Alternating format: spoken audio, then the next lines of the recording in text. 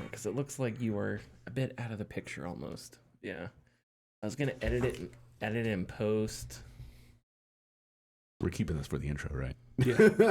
Are we? Yeah. Okay, because I may have to get up and edit the camera. Just leave the logo up there. Maybe I'll. Welcome into the Gaming Discourse. I am Tyler Frater alongside Richard D. the Cruz. Hello. And Chief Engineer, Lieutenant Commander Connor Frater. Good evening. Our just AI. The rest of it, just put the video. Connor, why do you have 10 fingers and an eye on your forehead? I already have 10 fingers. Oh yeah, sorry, 10 fingers on one hand is what I was trying to get to. The tripod that we have has a ball joint on it, and it's really freaking hard. And sometimes it feels like it slips, like it sort of gradually slips. So I just have to edit like the balance of the shot in post and stuff like that. It's not a big deal, but it's tough to maybe it's because I'm leaning so far onto the table and you're leaning off. I don't know. Doesn't matter. Welcome to our Game Awards show. Yeah. So this is my favorite show of the year. Because we're just going to casually talk about games that we liked and stuff like that, go through some categories, and then, yeah, at the end, gush about, I don't know if we want to do, like, a Game of the Year thing. We used to be, like, trying to be super strict about this. Yeah. And like, okay, we're going to award, we're going to vote. There's going to be, politics and subcommittees, and we're going to vote on this. And then a couple years ago, it's just like, fuck it. Let's just, like, who gives a shit? Let's just talk about, like, so I don't know, at the end, maybe we can declare if we have a favorite game or whatever. But yeah, so we'll go through some categories. We'll talk about games we like, and we'll see where we go. The first category is hidden gems. So these are games that maybe are smaller, maybe you haven't heard of. Yeah. We don't have a ton, but there's a couple I'd like to talk about. And then there's Flowstone Saga, which I have never heard of before. Sorry. And I think that's Richard's. I did talk about it. Okay, I've forgotten. I It's apologize. okay. It's forgettable. So, but it's a hidden gem. It's a hidden gem. That's only a hidden gem for me. So what is Flowstone Saga, and why do you like it? I thought it was a unique little independent game that came out a couple months back. Flowstone Saga is very much styled and structured like a Super Nintendo JRPG, or maybe even a PlayStation 1 sprite-based JRPG, where you play as this girl who ends up finding a stone that is shaped somewhat similarly to a Tetramino, which is like a Tetris block. Mm-hmm. And so from there, you begin to encounter enemies, and of course, there are people who are also trying to get the stone that are chasing you, and you go into battles with them, but your JRPG battles are essentially like Tetris rounds. So you will drop Tetramino blocks, and try to get rid of the lines, and depending on the lines you get rid of and like the colors of some of the blocks, they're all the same color, but some of them, like if there's an enemy block that they send your way that's going to damage you.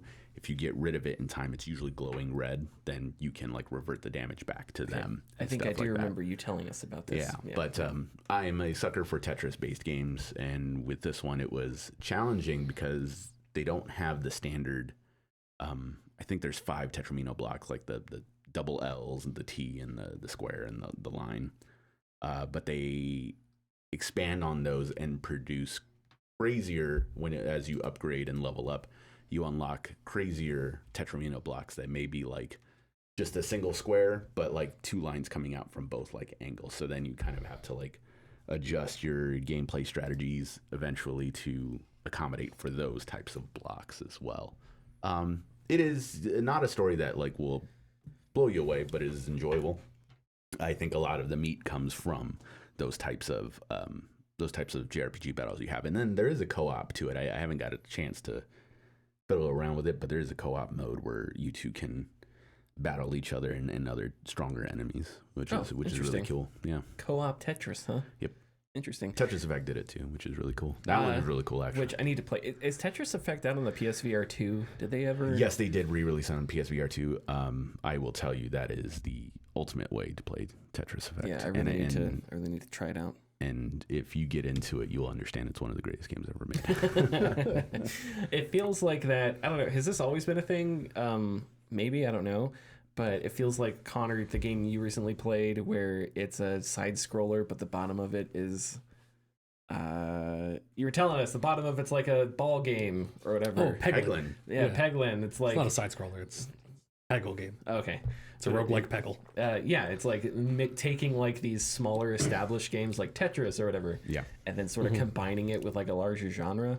I don't know if that's a new trend or if that's been around for a while, but every I now wouldn't and say again. it's new. Yeah. Like, I think it's happened for at least the past 10 years where there's like this, but also this. Yeah. This, but also this. Okay. Yeah, like a couple of 2016 or 17, I talked about Yoku's Island Express, where it's a Metroidvania, but it's pinball as well.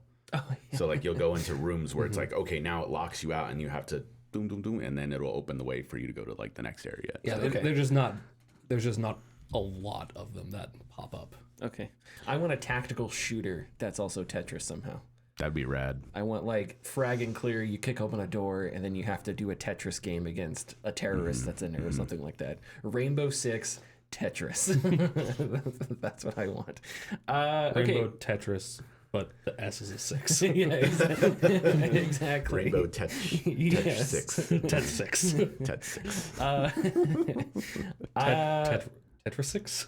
I've got a few yes. horror games. We're moving on from the Tetris stuff. Sorry. I've got a few horror games here. Pony Factory by David Szymanski. Every year, David Szymanski releases some weird, like, tiny horror game.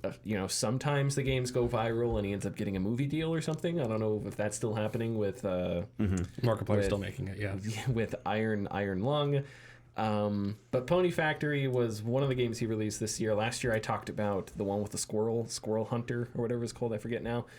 But Pony Factory is it's a black and white strange horror game where you run around a factory and pony skeletons come running at you and they're homicidal, and you got a gun and you got to shoot them, and you got to get through the factory. You get something at the end, then you got to escape the factory, and it's creepy and unsettling, and the architecture of the level, level design is kind of strange and doesn't always make sense. So it's fun that way, and it has like a really interesting black and white look to it, and where color is added, it kind of stands out. So and it's like an hour 30-minute, tiny little. His horror. games are always short, right? Yeah, always short, always potent, and a lot of fun, and kind of maybe it's just one of my niches that I enjoy. But yeah, Flathead by Tim Oxton. This is a game that I made a video about. Flathead is, over under. You sit in an over under machine, a number appears. You have to decide whether or not the next number that appears is going to be over or under that number. And the whole time there's some kind of monster creeping up behind you, and you have to score enough points to move on to the next round, or the monster catches up and does something bad. It's very creepy. The setting is very strange. It's liminal. The game's like intro. You're sat in a room. On one side is a window that's foggy, and you hear rain. On the other side is a big lever. It's like, speaking of niches, it's analog, so everything is like levers and pulleys and buttons, and it doesn't make any sense. There's, one of the mascot of the game is a mannequin that sits next to you, and its head is like kind of, drooped back. Mm-hmm. And when you pull the machine, you see all the like tape reels spin on this mannequin's chest. Okay. And like the head like gets pulled up and falls back down when the machine shuts off. So I was just a fan of the machine itself, because the machine is kind of creepy because it's like overcomplicated. It's kind of like with Lovecraft, how it's like you see these names of monsters and you can't pronounce them. Mm-hmm. That's part of like the creepiness of it. Well, the over under machine, part of the creepiness for me is that it's just it's so inconvenient and inefficient. It just doesn't make sense, and it's like partially corroded, but it works, and that's all very unsettling because it doesn't feel like a human made it. Because who would make a machine like this? It's so It's this Rube Goldberg horror show. And that's a really cool design that I really liked. Exiled by, I think it's David Szymanski's brother. I forgot to. John Zemansky. Yeah, I forgot to. Is his name really John? Yeah, it Yeah, I says was gonna on- say, Oh, really? Yeah. I thought you were just joking. No, yeah, No, on, I was gonna- on some of his games, because he cooperatively makes them with Yeah. it says his brother's name right In next my to it. defense, Richard, sometimes your humor comes out straight, and it's hard to tell. So yeah, I love that British humor. You definitely have the straight face down. But I was gonna say, I thought I remember it just being John Szymanski. Exiled is like like an escape room type. You're not trying to escape. You're trying to save someone. Is there a path in there? No, there's Oh. not. No, but you've got like this is like Lovecraftian horror. You're in a library and you are trying to save somebody who has fallen into like another dimension. And you have all these clues laid out on a table in front of you, and it's very escape roomy. Like there's codes you have to decode, wording you have to decode, and you have to flip through a journal to find hints of like how to solve different puzzles. You get a book that is a bestiary of like a bunch of Lovecraftian monsters, and so you'll get hints about like an answer being hidden within the description of a specific monster. So you have to flip through a journal and find that monster and find the hint or whatever. And the whole time there is a monster creeping up on you. I forget what the monster's name is called, but the monster just has one eyeball and it's kind of like a sludge thing. Oh. But it doesn't like when you see it. If you look at it, it scurries away. It has to okay. it has to catch you When you're least expecting it. when you don't see it. Right. So it's like so the game takes place at a table. You don't move from the table. But basically how it works is when you're looking down, you solve puzzles and stuff, and when you look up, you'll see like in the corner, you're in a giant library, and you'll see like in a corner somewhere, you'll see the eyeball kind of like behind a bookshelf. It's kind of in the distance or out of your peripheral vision or something. And then you'll look down, and when you look back up, it's like somewhere else, but it's a little bit closer. And if you get it like at the right time, it'll scream and run away. So you have to wait until it's like close enough. Is it like blood curdling scream, or is it just like It's like a really loud, piercing scream, Okay, like a sharp scream. There's I think when you play Fatal Frame, if a ghost grabs you, it does like a screenshot scream thing. So that's probably what I'm thinking of. Yeah, I think that's probably similar. But again, it's like another short horror experience, 30 minutes to an hour, something like that. It has multiple endings. And I love those kinds of things. I love little indie horror things that, Yeah, you're a big in fan. and out, really funny. It'll have lots of personality to them. Yeah, and I guess the Szymanski bros are sort of pumping those out all the time. They're always really good. But, okay. Oh, and then we have Zero Protocol. Yeah, last minute edition. Last minute edition. Congratulations, Zero Protocol. Yeah, just made the list. Fantastic game. It is like a Doom-esque, Quake-esque, like older first-person shooter. You have to find the keys to the doors kind of situation. You play as the head security guard of a facility. It has psychological horror notes, but it is I think it's described as a like in the theme of like a not cyberpunk, but like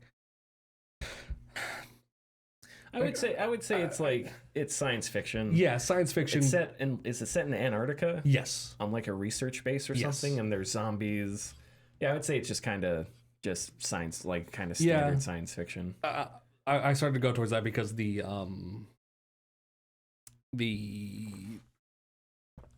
sort of antagonist of the game reminds me a lot of, the name is escaping me now, but System Shock.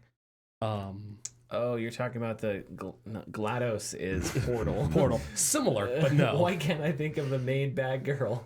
The AI from System Shock. Why can't I think of her name? Oh my god. It's a Shodan. Shodan. Yeah. Shodan. Yeah. Yeah, similar vibes. There's some twists in there when you get like towards the end, finding things out. But it even when you get guns in the game, it is still edge of your seat horror, because yes, you have guns, but some of the infected take multiple shots, and it will throw multiple at you. and then you have to worry about the spiders. Yeah, that's not fun. Yeah. And the spiders will jump at you. I was gonna say the thing that kind of because I played the demo. I'm not sure how long the game is. It's about 3 hours. Okay. It's a short game. It has multiple endings, so you do like 8 hours. You've got everything. But from what I remembered, the setting kind of reminded me of like so yeah, it's like pixel art, and the sprites when they die they rotate with the camera, so you never see them. It's the classic 2D sprites. But it reminded me of like Resident Evil when you go in and you find the Umbrella Corporation levels, that kind of like science lab clean, thing that's been overran by zombies, that kind of aesthetic. That's what it kind of reminded me of. But it has like pixelated versions of or pixel art versions of like the Thing posters. Yes. And like 2001: A Space Odyssey and stuff. So that's kind of a neat little Easter egg. Well, actually, some of them are used for using to solve a puzzle. Actually, both of them. But and it's got really creepy audio too. It does. The audio is what leans into the psychological horror, because you never know what you're hearing is actually there or is what is caused by your character's decreasing sanity. Because it does the amnesia thing. Yes. When you're in darkness, you start to lose your sanity slowly drains. Yeah.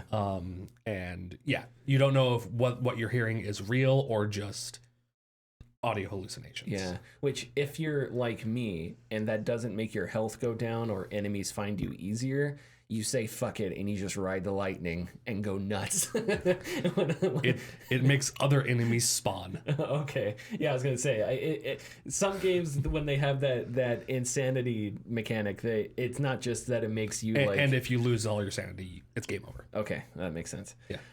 But there's a couple of the frictional games where you can stay in the darkness, but things just get harder to hear and see, and I'm just like, fuck it. It sounds like my vision is just destroyed, but I'm like, I don't care.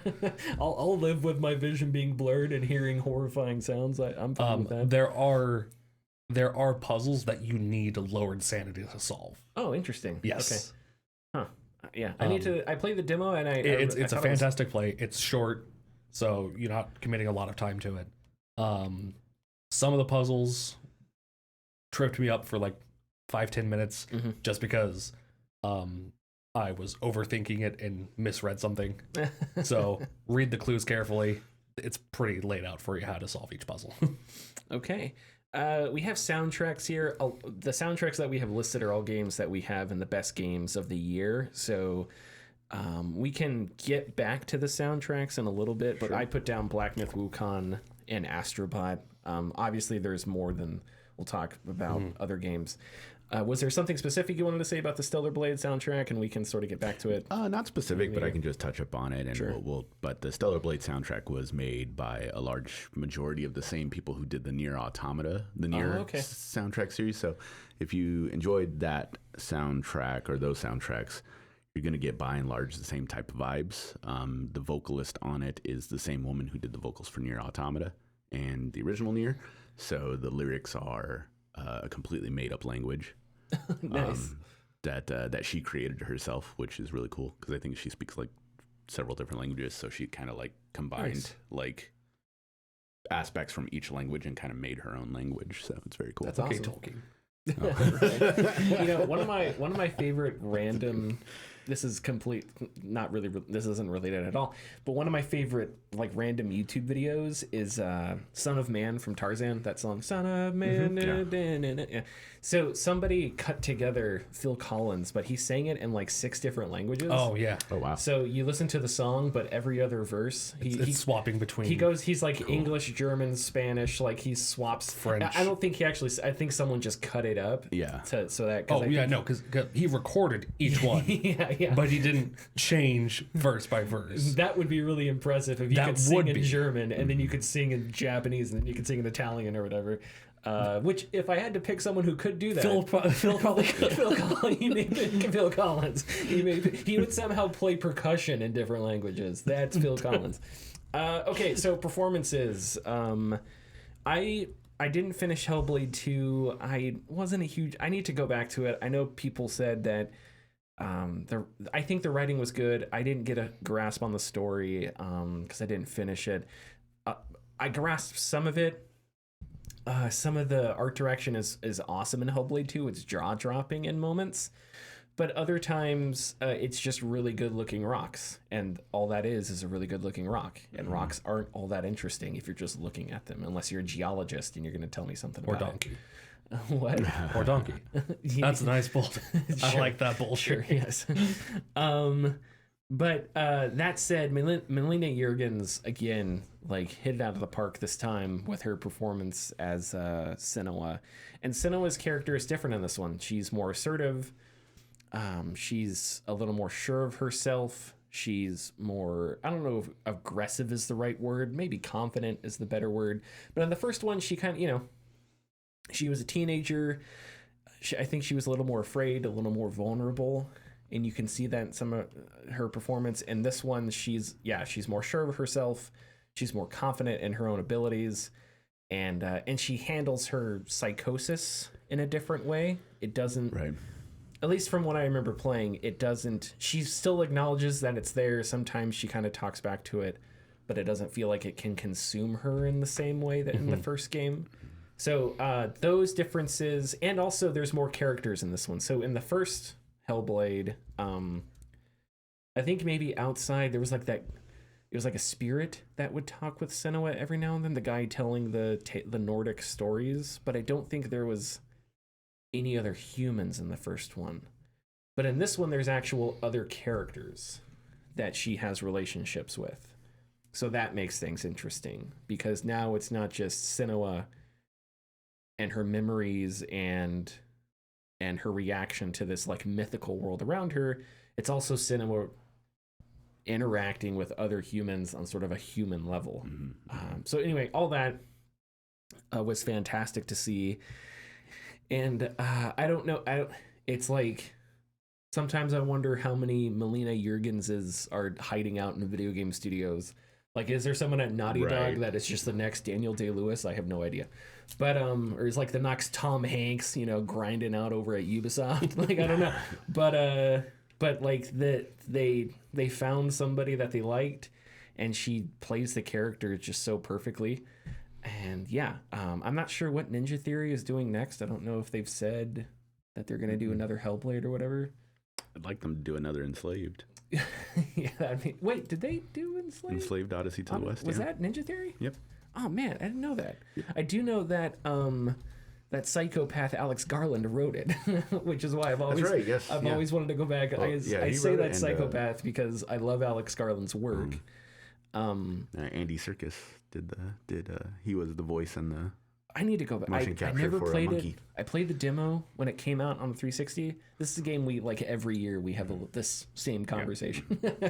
I need to go back and play that because that's like a Heavenly Sword too. Oh really? Heavenly Sword was Ninja Theory and also Andy Serkis. Oh okay. So I don't remember if we talked about it. It hasn't been said what it is, but it has been greenlit by Microsoft. So they're working on something. Whatever Ninja Theory is doing next. Okay, cool. Project Mara. Awesome. Maybe it'll... I don't know. I don't want to speculate right now. Okay, let's go to art direction.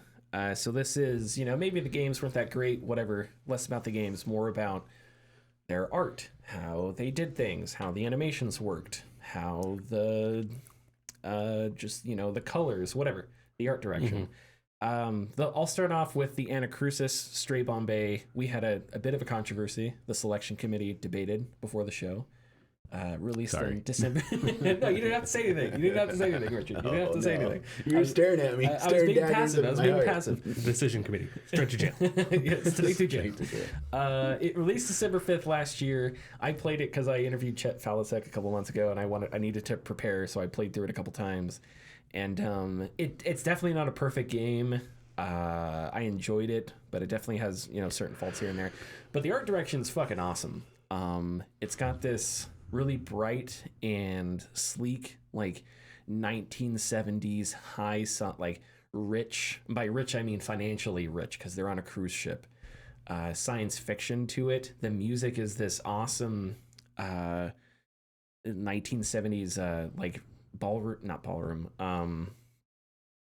like swing jazz that's great, and there's a really cool you know Left 4 Dead, because it's a Left 4 Dead, like it's very similar, but you know those moments in Left 4 Dead you have to call an elevator, and so you have to hold the room while the zombies pile in. So it's the same thing, but instead it's this dance room that you're in. Disco, that's the thing. It's disco. Wow. That's the thing I was looking for. I was like, what? 70s swing jazz? What are you talking about? I don't know. I was trying to think disco. of the disco. Wow. So they're in a dance room, and all it's like aliens that, you know, it's kind of like crab hoppers that hop on people's heads and then they turn into But anyway, so the hold your ground section is in this dance room, and there's all these lights that start playing, and it's like a laser show that goes on. And so while this battle is taking place, there's this awesome disco song. Yeah, and it's like the lights are like going to the beat and everything. It's such a cool, and so that's a contrast to Left 4 Dead, because Left 4 Dead is horror, you know, it's terrifying. But in this way, it's a contrast. It's kind of funny because you're in this disco room with this, you know, disco ball spinning and all these lights. It's and Shaun of the Dead versus Dawn of the Dead. Exactly. It's Queen playing "Don't Stop Me Now" while you're like shooting all these zombies. It's really fun and it's really cool. And when you complete missions, it does this cool ending screen where it like each character flashes on the screen and they like make a little dance pose and like stay there. I love the art direction. I thought it was great. So that's one of my picks. I think Tiny Glade was That was me. Yeah. Richard? Tiny Glade. Don't have much to say, but because I've only played so much of it. But Tiny Glade is really awesome. What do I like? Portrait creator. Yeah. I don't know. That's I guess the best way I could play it. But you create a Tiny Glade. Yeah. Yes. Yeah. And it has this interesting, like, I'm very bad with art styles, so excuse me. You'll probably help a little bit. But there's kind of semblances of like claymation to it a little bit, because the way that you are drawing, like if you were to draw a bush, it just kind of fills it in, and it kind of has mixed with like an airbrush type aesthetic.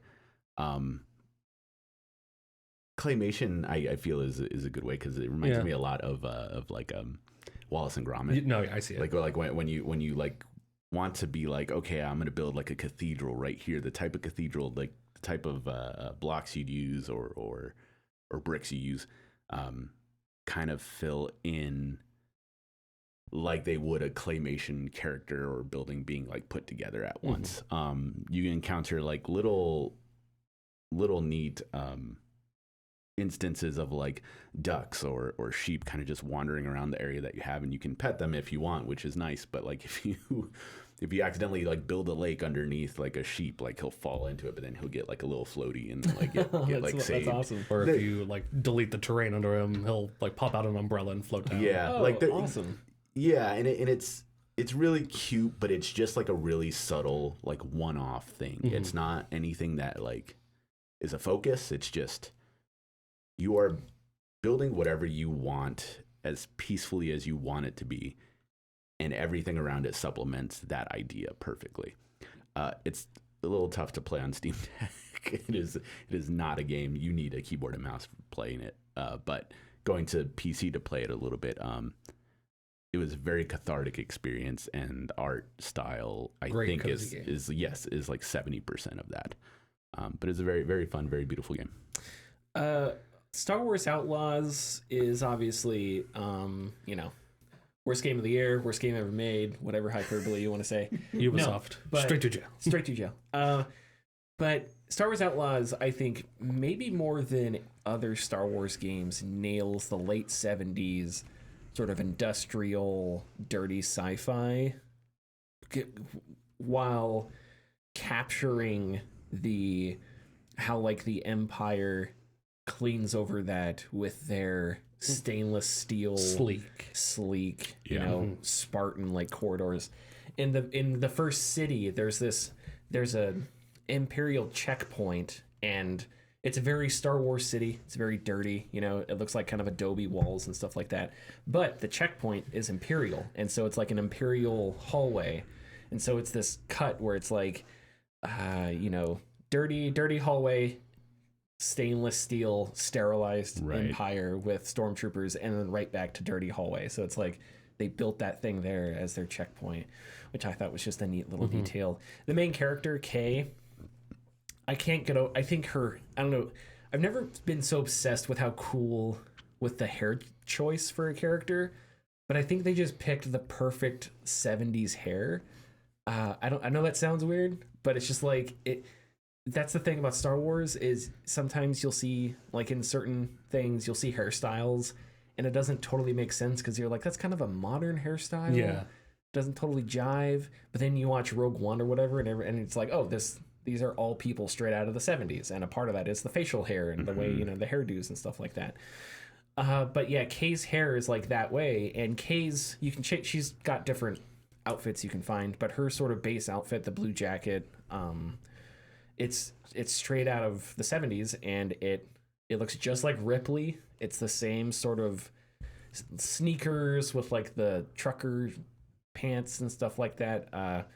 So I don't know, I kind of gushed over that because I think that kind of nailing that aesthetic, nailing that fashion, I think is more difficult, especially in Star Wars, where the universe is so big that you can basically do anything you want. You know? Yeah.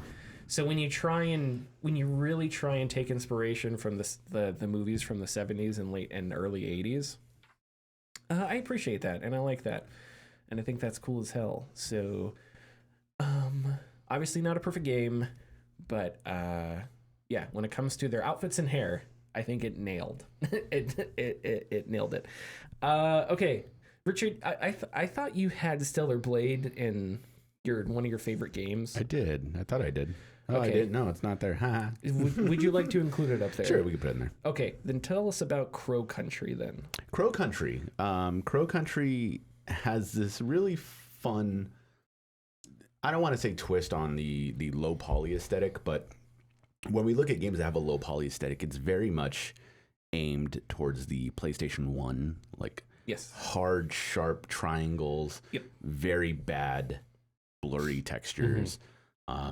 But it works for those games who are aiming for that. Crow Country kind of takes that same idea, but they kind of put the low poly aspect on if it was like the Lego's Children line Playmobil. I think it's Playmobil, where the little characters are like round and like they're so all of the characters look like that, and they have very distinct, like, their nose would be obviously a separate triangle, just slapped on, and then their arms are just kind of like they've been hammered on with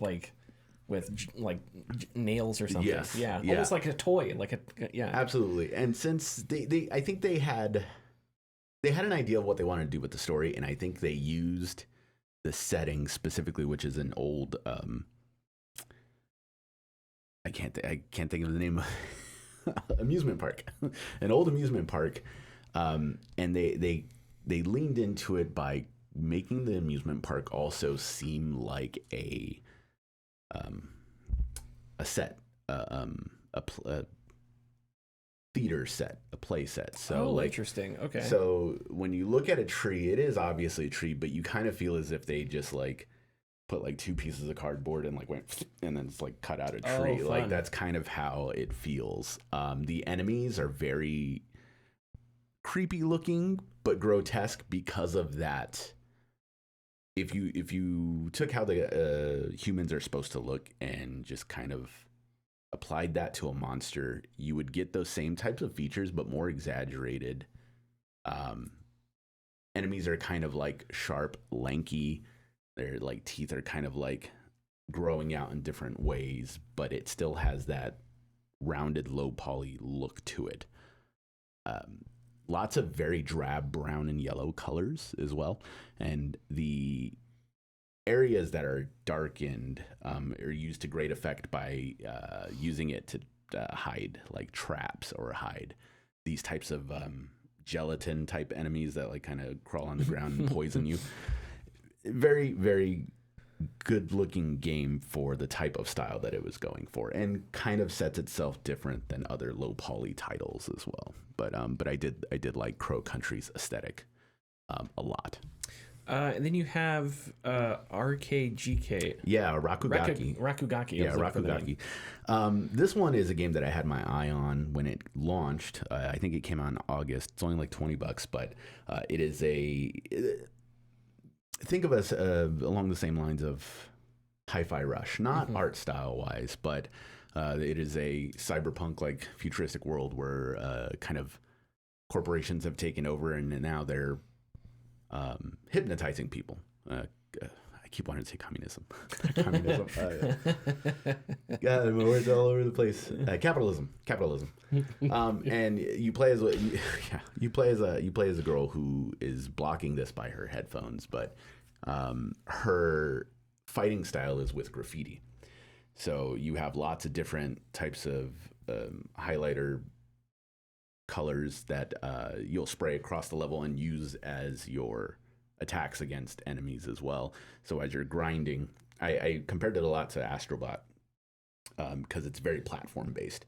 As you go through the levels, you're grinding, you're sliding, you're attacking, all the while just tons of colors are going all over the place. And it also has that type of cyberpunk does it to the because it's its style, but it has the overlays of when you write the word cyberpunk, it has the overlay, the shadowing of cyberpunk right behind it. So those colors have those shadows as you're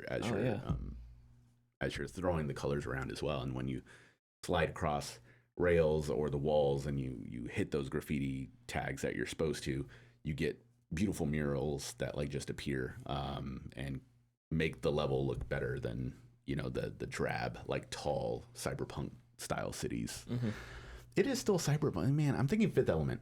Okay. Fifth Element, how it's like the skyscrapers are as far as I can see, and it's just fog on the bottom. Yeah. Like I keep almost saying like cyberpunk. I'm not sure. Like just sci-fi.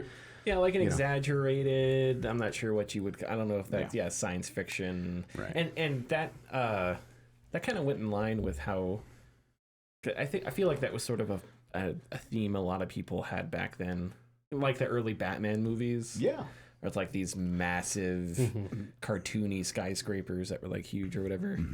Okay, so we have a few other games here, but they're all included in our favorite games of this year. So I think we'll go ahead.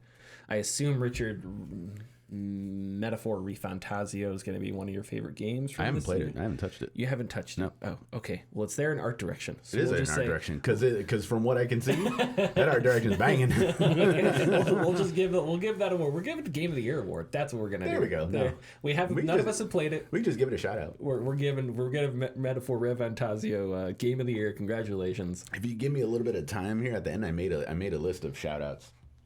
We'll do that. All right. What's your tidbits? I don't have. Well, I guess I don't have tidbits. Anyway, all right. Our favorite games of 2024. We'll start out with Helldivers 2. Is that a game we all played? Yeah. Okay, so we all played it. I think we all kind of dropped off after a while, but Helldivers 2 was one of the phenomenons of this year. It was one of the games that sort of everybody hopped into. It dominated the internet for like 2 weeks or something like that. Everybody was involved with the community and stuff like that. It felt like clips. Yeah, endless clips.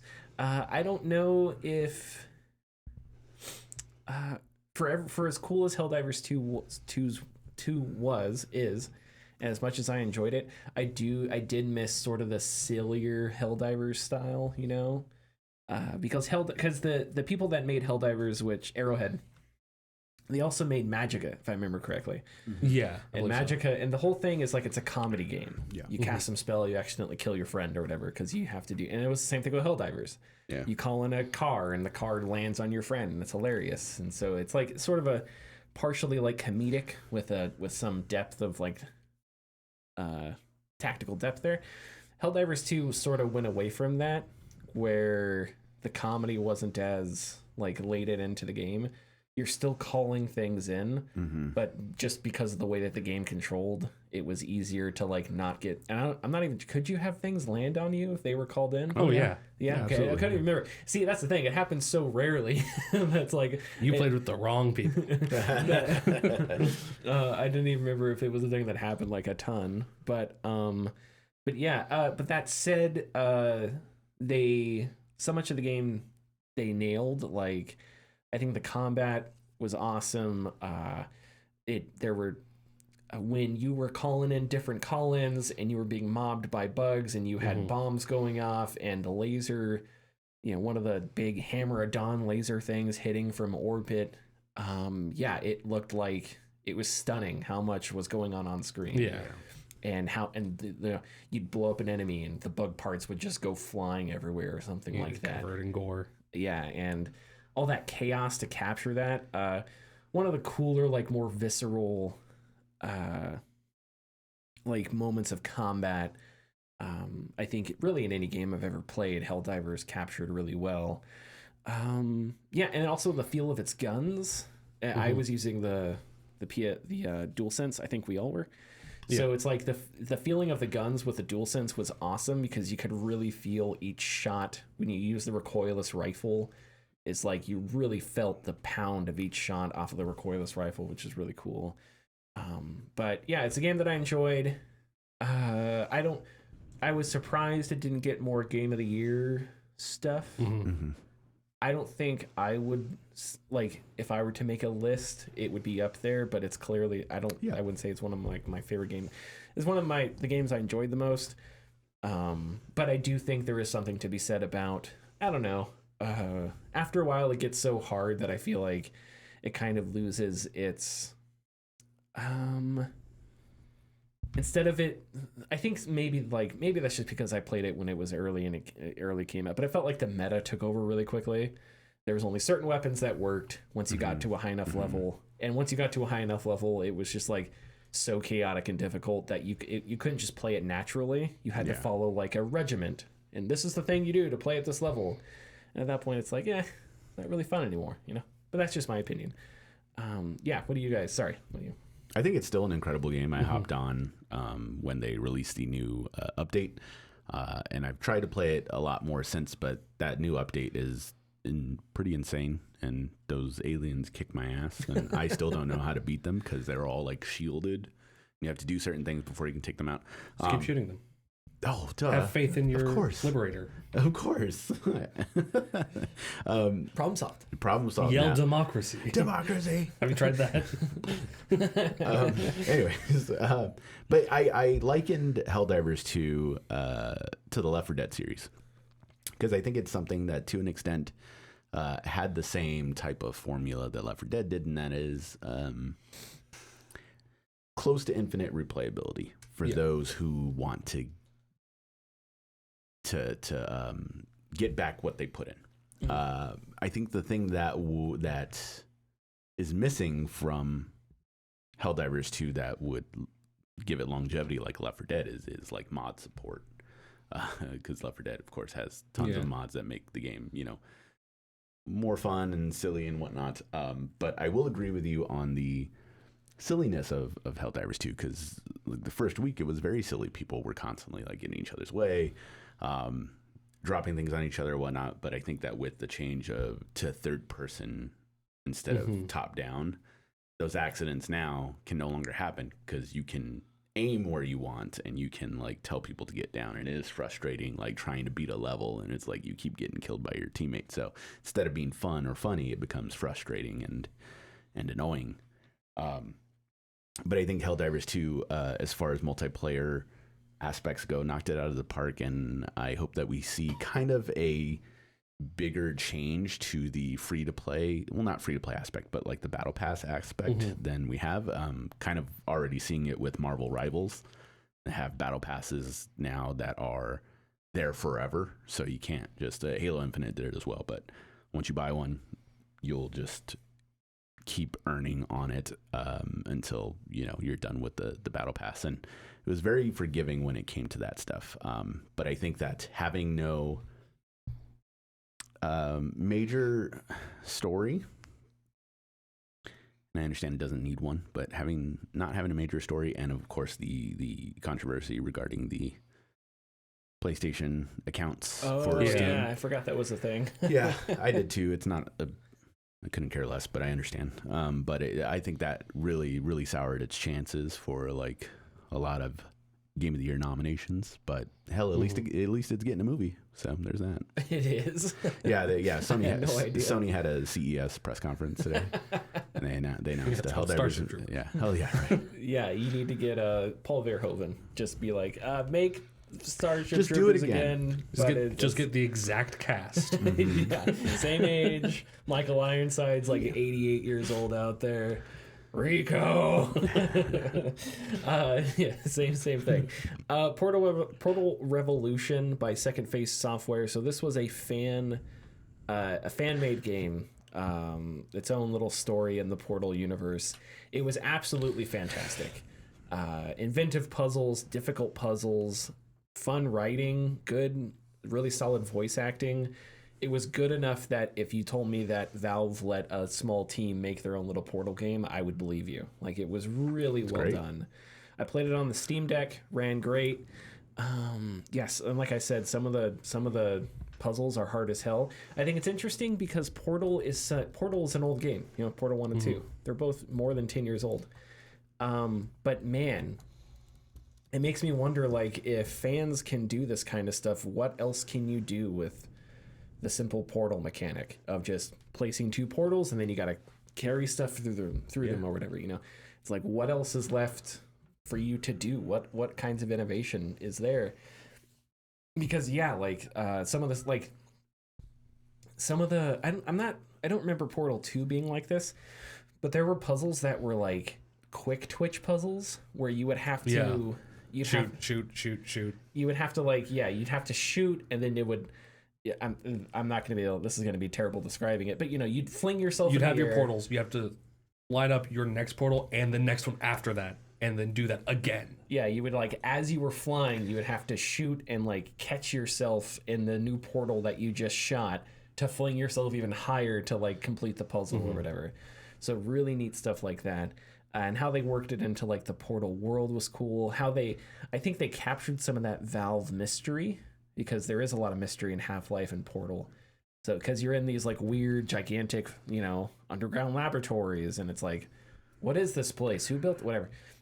They captured a lot of that, the Second Face Software, so it was really impressive. And maybe it's one of those things where I don't know a whole lot about the studio. I don't know if it's comprised of people that work in the industry or whatever, but and I haven't looked it up. But I mean, tomorrow, if they were like, hey, we're going to make our own puzzle game, I'd be so excited, because they showed so much talent with Portal Revolution. Connor, why don't you tell us about, give us a 40K rundown. We'll do Space Marine 2 in a little bit, tell us about Speed Freaks and then tell us about Rogue Trader. Okay, so Speed Freaks is everything you could want from a 40K orc game. It's racing and King of the Hill. Okay. Oh, cool. Speaking of games that mix two things together. Yeah, it is the perfect orc game. What? Sorry, I'm reading this. It says blaze into high octane mayhem. Yeah, yeah. They always go right in with the 40K ideology of right things. I don't know. I'm trying to get that, but no. The game being a race and it being based around the Speed Freaks, which is one of the orc cultures, which is just about going fast. They don't care about anything. They're just Ricky Bobby. They want to go fast. So is it a vehicle? Is it vehicular combat? Is it like Twisted Metal? Yes, it is like Twisted Metal. Okay, awesome. It's free to play. Yes, and each match ends with a race to a finish line, which gives your team additional points based on where you place. Is there a single player or is it multiplayer? It's multiplayer. Okay, damn. All right. Well, and the individual objectives, it's a race to those too, because if you get there first, you get extra points. Mm-hmm. So, and then classic King of the Hill mode, it's maintaining that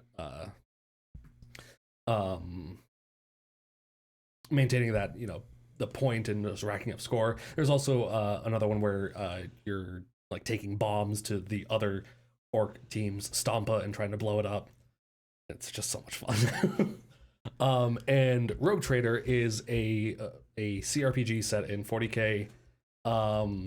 You play as a rogue trader, which is the person that has the divine authority from the Emperor to trade outside of the Imperium, and is kind of a king of their own realm. They can do pretty much whatever they want with the Emperor's authority. It is a fantastic game. If you want a game that like dives deep into 40k lore, my god, the tooltips in this game, they go deep. That's funny. I have it in art direction as well, and this also goes just for Space Marine. But these two games really, like, Space Marine got the grandiose of like how big everything is in 40k. Rogue Trader got how grimy everything is in 40k. The main menu is a computer servitor. Don't know what a servitor is. It is a human that has been turned into a machine because that is what they are valued as in the Imperium. They're no longer people. They're now a machine, and it's a computer. This person is a computer. Yes. Everything mechanical is a servitor. So have fun of thinking about that. And it just goes into like the really griminess of like the grimdark side of 40k. One of the first events that happens while you're traveling is the lower decks of your ship, which have lived on your ship for generations, are revolting, and you could tell your second in command shut off their power, starve them out, or you can go and deal with it peacefully. Talk about Or contrast of you styles. can go deal with it personally. Yeah. Interesting. So I didn't know Rogue Traders were like in command of like a huge capital ship thing. Yes. Okay, I wasn't. Oh, that's interesting. All right, cool. Yeah, and that's like a CRPG, correct? Yes. Okay, yeah, I've had my eye on that one because I'm a big CRPG fan. Some of the screenshots looks like it captures how and big things are. and it's as well, top down, so. right? Yeah, it's isometric. Yeah, which gives it a certain. It has to. And when combat breaks out, it drops into turn-based combat, much like Baldur's Gate 3 and other CRPGs. Is it party based? Yes. Oh, okay. Yeah, that sounds awesome. Yeah, it's made by the devs of Pathfinder. Not the tabletop RPG, but the Pathfinder video game. Okay. For some reason, I was like, the devs of Pathfinder, the tabletop game? It's the video game version of the tabletop game. Okay, I got so confused for a second. All right, so Space Marine 2, we talked a lot about it. I enjoyed Space Marine 2. It was very Xbox 360. It was very Gears of War. It sort of plateaued really quickly, and that's what it's 5 hours in, no, maybe like 4 hours in. You reach the top of the gameplay, and it just kind of stays there, and it keeps doing the same thing, which makes it fun. Some people, it was like they rediscovered their humanity. We won't get into that, but I enjoyed it. I finished it, and yeah, I think it's probably one of the better games of this year. And yeah, the art direction on this one, again, every 5 seconds it has you turn, and there's like. Something twice the size of Mount Everest. Yeah, or there's like a million Tyranids running across, piling down a mountainside and just running into a hail of bullets and just completely being torn apart.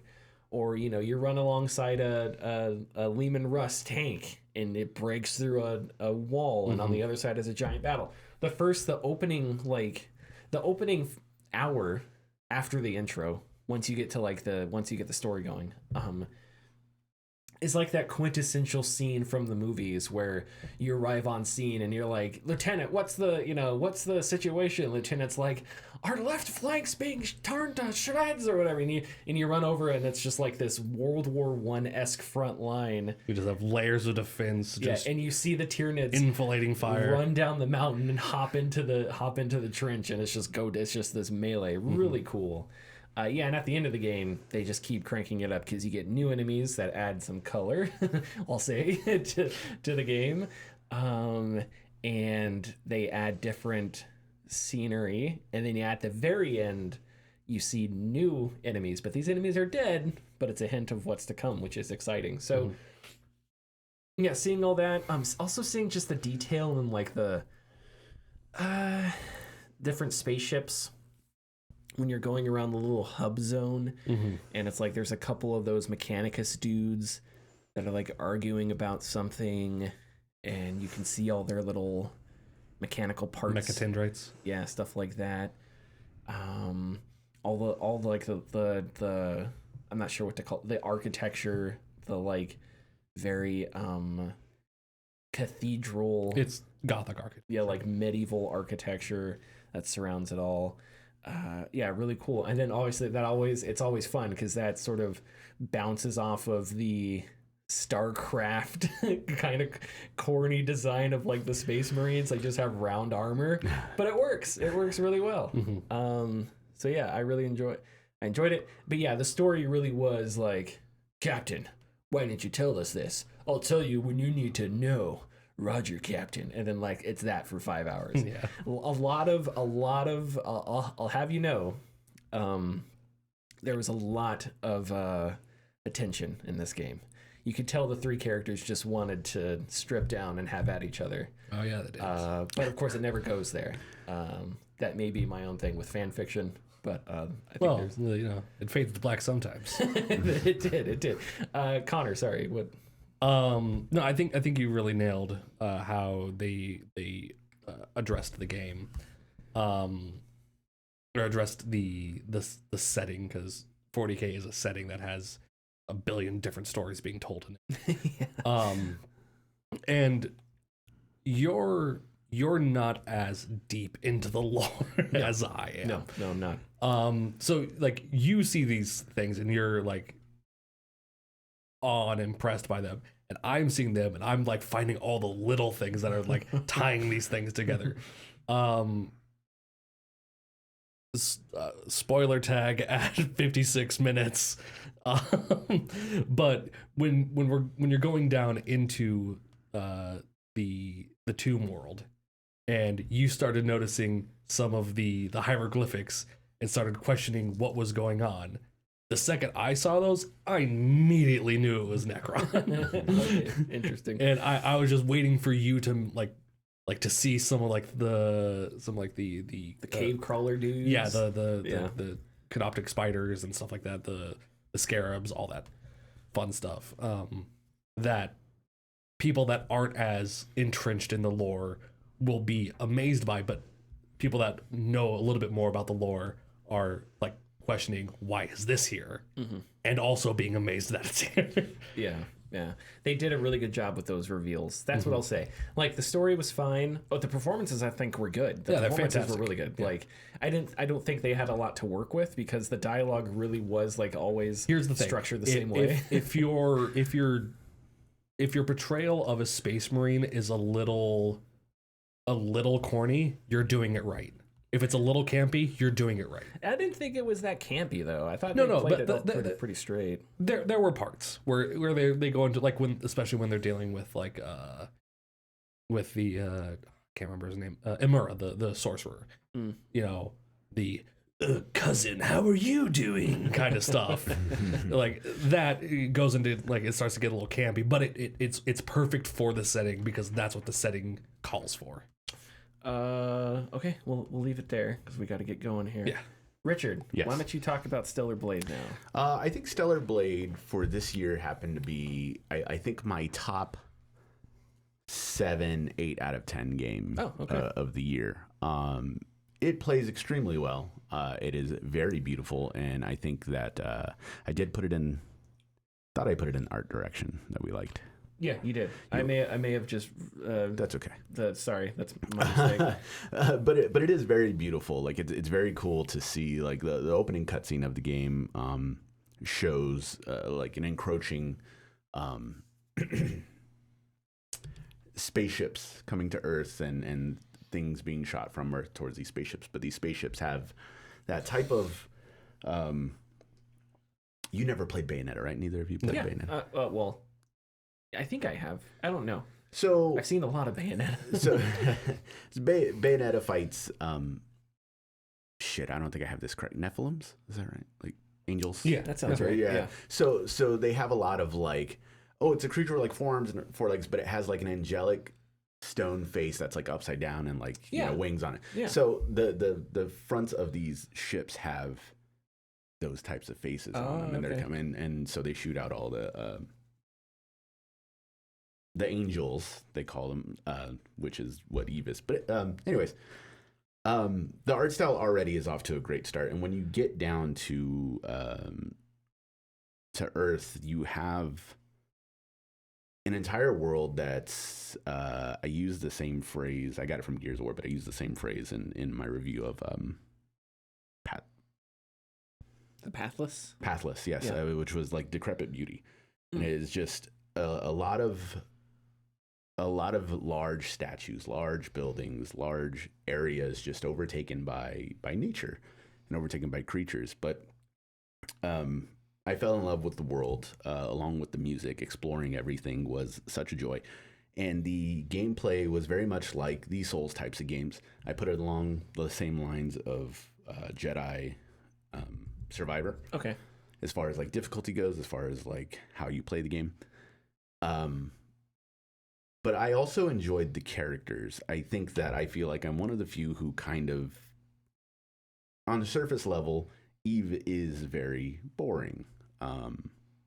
But I think that I feel like I'm one of the few who kind of like look deeper into like lines that were said, or maybe attitudes that were said in the game. And it is very nice to see those extremely subtle instances of her getting impatient with people who are like hitting on her, or her getting slightly offended by how people like remark on how she looks. And I think along with the overarching story of how to take back the Earth and figure out what's going on, I think there's a very good 7 out of 10 game there. And also one of the most performing games, gameplay wise, like of the year.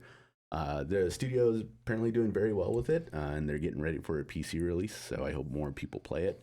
But it was definitely definitely one of my favorite games of the year. I keep forgetting that it was a PlayStation exclusive. Yes. And that's I think maybe because it's sort of a niche thing, because it's a Korean game developer. It's a kind of like you said, sort of a Jedi Survivor Souls-like, where it's not super difficult, but still has that structure.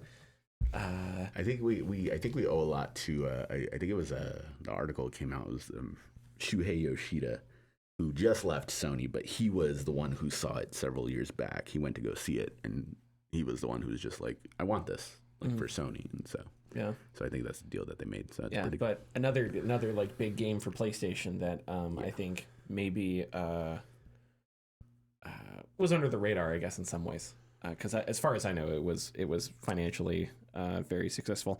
Okay, and then tell us about UFO 50. UFO 50 which is I very really want to play. I listened to Jeff Gershman's podcast the other day, and he was talking about it, and his conversation was really interesting. But it's something right up your wheelhouse too. Yeah, a little bit. Yeah, and it's such a unique game that I feel is very comparable to stuff that we talked about, like with Peglin and Yoku's Island Express, but it is a style of game that I feel that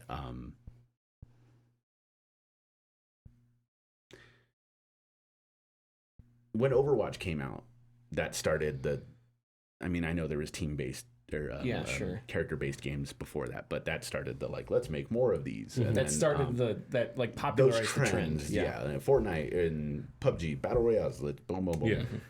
UFO 50 is that type of game that I feel like should start something again, but I don't think it will. UFO 50 is a very simple game, and it kind of starts out with you discovering a video game machine that has 50 games on it, kind of like a bootleg machine.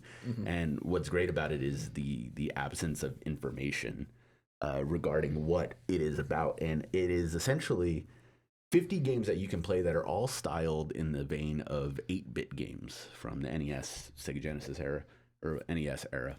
And you can choose, they're all locked. You don't know what you're going to get until you uncover one. But when you go in there, you may find something very cool, like a racing game that's very much like Spy Hunter, where you have guns or something like that. You may find a side-scroller beat 'em up that's very similar to Double Dragon.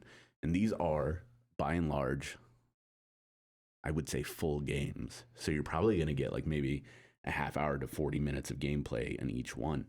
I know one of the first games that I played was very cool, but very frustrating because it was a standard side scroller RPG, but it was very obscure in the way that it told you information, and it just didn't. Yeah. And so you kind of had to like hack at things or figure out context clues of like, oh, this block is colored differently. Why is it black? Obviously I need something, but what do I need? I got to go search around more. And it also had this aura of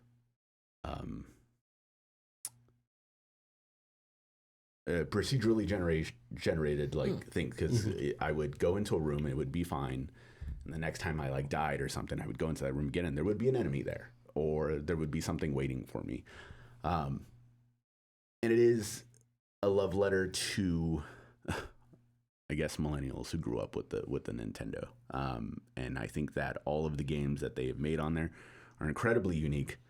And I think it is a game that has been massively overlooked, especially by the retro community. But you think so? Really? I think so, only because It's not that I disagree. I just find that I think so because nobody's talking about it. Oh, okay. Like, I've not seen anybody talking about this game. It is on Steam though, only. But it is fairly cheap. It's like $25. And I think that all of its aesthetics, because it was different people who made all of these different games. So a bunch of different like indie developers came together to make all these games, but they made it all in the style of NES style games, and I think they did an incredible job on it. And yeah, I think it was up for a Game Award, but maybe indie game or something. I think so. Yeah, it didn't win, but it is a very, very fun game, and you may like, or you may end up liking a genre in there you may not have liked before. Mm-hmm. I haven't played it, but some way I've heard it described is that the games weren't just included in UFO 50, aren't just made in the style. It's also like these games could have existed alongside. So it's not like I am making a game in the style of an Atari game. It's no, I mean NES game. It's no, I'm making an NES game. Yes, it's just it's on Steam. Like that's really the only difference, and it's obviously it's you know on modern hardware and stuff like that. But which I find interesting. Okay, I'm going to talk about Valley of Shadow by Snyder Steel Studios. So the developer of Valley of Shadow, the lead developer Anthony Vaccaro, reached out, sent me a review code, was like, hey, check out our game. And I was like, hey, okay. Because I played the demo and I thought the demo was really interesting. Ended up playing the game, ended up really enjoying it more than I thought I was. It's a incredibly personal game it's autobiographical about Anthony Vaccaro's relationship with his father. It uses real family photographs and family home videos, and it gets into some really dark, really heavy stuff. It's about Anthony and his siblings, Maria and Nick, about their childhood, about some of the traumas that they suffered and still suffer from. But it's their father was an alcoholic, so it gets into alcoholism. It also digs into some of like the politics, like social politics of their childhood, because their family was a working class family in a working class town, which meant their mother and father had certain expectations of them that the community around them sort of thrust onto them, and where their father specifically deviated from that, he suffered in his life, and that led to some of that alcoholism, some of that depression, suicide, really heavy stuff. So it's unpacking all that, and I think in some ways that's courageous, because I don't know, imagine taking some of the most like difficult, contradictory, hurtful things of your life and putting it into a video game for everybody to see. To me, the prospect is terrifying, but it's a really open and honest game. It takes place during a therapy session where Anthony sort of is working his way through his childhood, and it's part puzzle game. It's part narrative and part puzzle game, and the puzzles are pretty cool. In fact, there's enough versatility in the puzzles that I was surprised it ended without getting more complex. Real quick, like one of the starting puzzles is you get a staff, and the staff activates an orb of light. So you place the orb of light somewhere, and if the light shines on a sun symbol, then that sun symbol is activated. There's also moon symbols, but the moon symbols have to stay in darkness. So if all the moon symbols stay in darkness and all the sun symbols stay in light, the doors will open and you can go to the next puzzle. It gets complicated because then you have to figure out, where do I put the orb of light to keep the moons in darkness and the suns in light. And it does that, in a lot of games do this. This has been a thing in game design since the very beginning of video games, where it's like the game's not going to tell you how to solve a thing. Instead, it teaches you by way of either context clues or because it's the solution to a puzzle. So it's like, as an example, I don't know, in Half-Life, it's like, well, how do I get up to this window up here? Oh, there's boxes over here. There is no like tutorial window with Valve saying, hey, why don't you try stacking these boxes? Instead, Valve intends for you to figure out, oh, I'm going to pick up the boxes, stack them, I'll hop up to the window, and then through the rest of Half-Life, that's a thing you can do. Yeah. And they weave that into like the gameplay and secrets and stuff like that. Because they had you pick up that can. That's why you know how to do it. Exactly. So that's design that is all over the place in all kinds of puzzle games, Talos Principle, etc. But they do that there in Valley of Shadow, which I think makes its puzzles really good, because you think of an inventive way to solve a puzzle, and then that one piece, that one way that you solve a simple puzzle, becomes a piece of a much more complex puzzle, like 3, 4 hour, 5 hours later, which is just design that I love to experience. But yeah, part narrative, part puzzle game. I legitimately think it's one of the best games that I've played this year, because they balance telling an incredibly personal story, also delivering it in an interesting way. There's foreshadowing and stuff. There's context between the lines. So it's like, not only is it really personal because it's about all this personal stuff, but also like the emotional fortitude to tell that story in an interesting way is powerful. And at the end, it's a hopeful game, because it's about how overcoming those things. And then the game itself is evidence of that, because the way that they overcame is that all the siblings got together and co-developed a video game. Yeah. So yeah, it's like, I really respect it. I really admire it. And I would highly recommend it. It's like $20 on Steam. It's not super long. All the content warnings, because it gets into some heavy stuff. But I legitimately think it's like one of my favorite games this year. Okay, Richard, what else do you have on here that I do not have with you? I don't think anything. No, I don't want to talk about anything. Well, Astro Bot and Balatro. Connor, you have Path of Exile 2 here. Now, hold on. Now, the selection committee, before we made a rule that you can't have early access stuff on here. Did we? I thought we did. Oh, because Speed Freaks is also early. Is it? Oh, is it? This whole process is a joke. Okay, why don't you say something little about Path of Exile? Because I think it's going to release out of early access next year, I think. So maybe we'll return to it, but just go ahead and say it's very fun. I'm having it's a Diablo game. It's a Diablo game that you don't have to deal with Blizzard. So it's a good Diablo game. You do have to deal with an insanely horrible free-to-play economy, and maybe some of the worst UI of all time. Yeah, but outside of that, you don't have to deal with Blizzard. We're talking War Thunder levels of horrible AI, which is like the epitome of... It's like AI I would design, which is really bad. But anyway.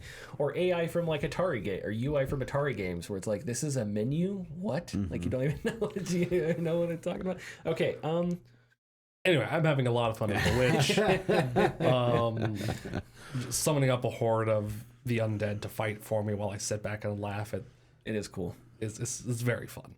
Yeah, I play as a monk, and one of the monk's abilities is I toss down a bell, and when I hit that bell, it does an AoE attack, but everybody else can hit it as well. Cool. So I throw down this bell, I slap it with my staff, and then if the witch hits it with a spell, it does an AoE attack in the element that they attacked it with.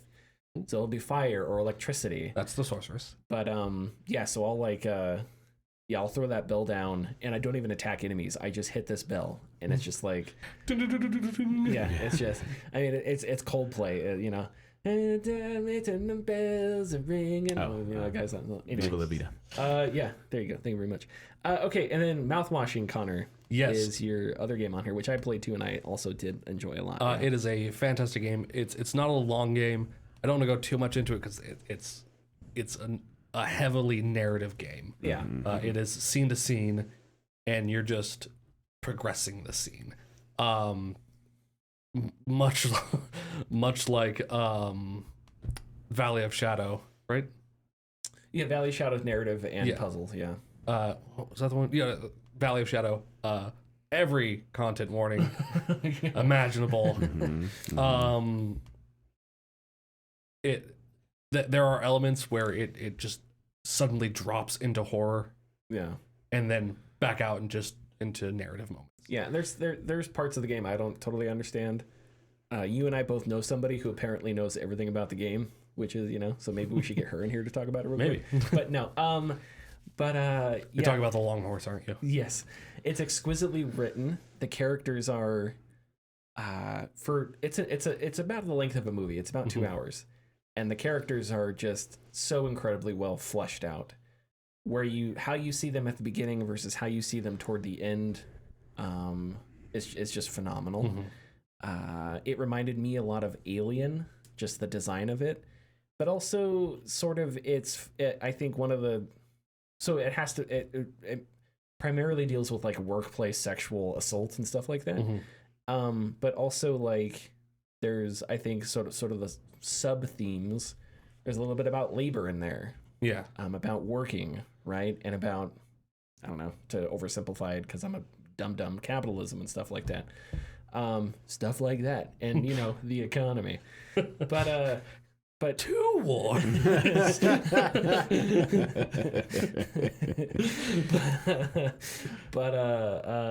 Yeah, anyway, I want to play it again because I'm sure there's a ton that I missed. And also it's one of those descent stories, which makes for a good horror story where things start out like even keel, and then as the story progresses, everything starts to unwind, becomes chaotic to the point where it's like people completely lose their minds and it's pure insanity, almost like a damn it, Sam Neill. Event Horizon. It kind of like Event Horizon, right? Where it's like that was Warhammer. The spiritual precursor to Warhammer. Yes, the spiritual precursor to, yes.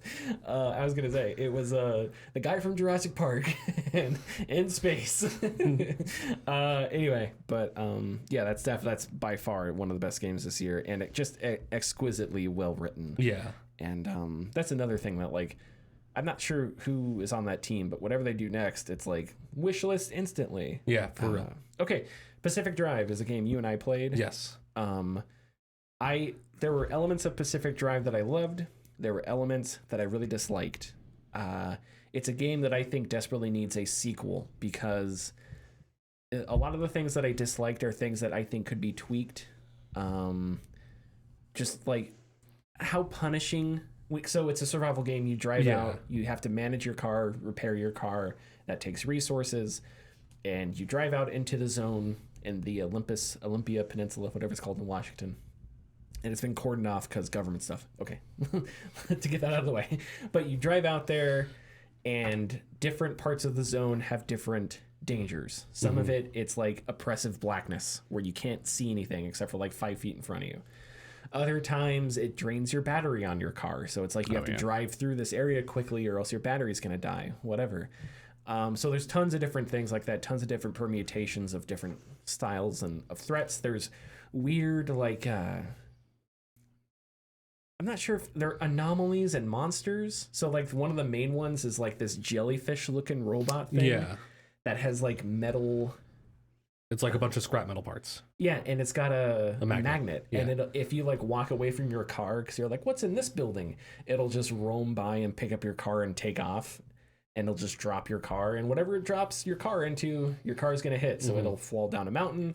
It very much is a,